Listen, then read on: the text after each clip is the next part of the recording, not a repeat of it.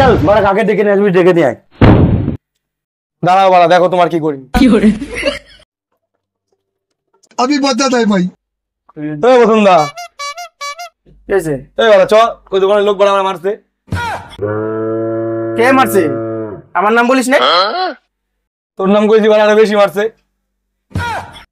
চল ওকে ঠাপ দিয়ে আসো। এই চল তো দেখি বাড়া কে মারছে। চল বাড়া। বাড়া এই গন্দা, তো বাইরে মারছো?